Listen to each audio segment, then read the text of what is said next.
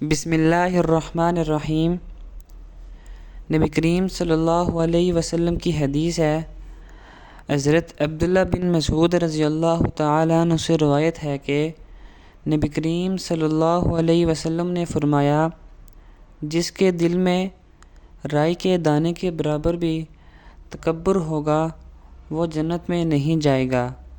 صحیح مسلم کی حدیث ہے، جس کی تفصیل کچھ یوں ہے۔ اس حدیث میں تکبر اور غرور کی مذمت بیان کی گئی ہے۔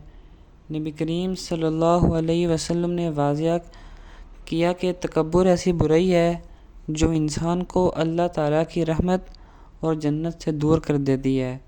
تکبر کرنے والا شخص دوسروں کو حقیر سمجھتا ہے اور خود کو اچھا سمجھتا ہے، جو کہ اللہ تعالیٰ کو ناپسند ہے۔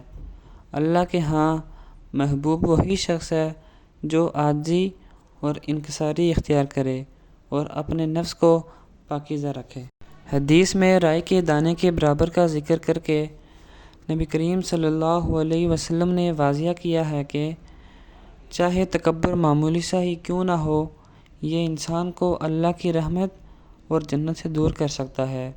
اللہ تعالیٰ کی نظر میں محبوب وہی ہے جو عاجزی اور انکساری اختیار کرتا ہے۔ عاجزی اور انکساری اسلام کی بنیادی تعلیمات میں سے ہیں اور ہر مسلمان کو اپنے دل کو تکبر سے پاک رکھنا چاہیے۔ یہ حدیث ہمیں اپنی زندگی میں عاجزی اور انکساری کو اپنانے کی تاکید کرتی ہے اور اس بات کی یاد دہانی کراتی ہے کہ اللہ تعالیٰ کے ہاں کامیابی اور عزت انہی لوگوں کے لیے ہے جو دوسروں کے ساتھ محبت اور عزت سے پیش آتے ہیں، نہ کہ غرور و تکبر کے ساتھ۔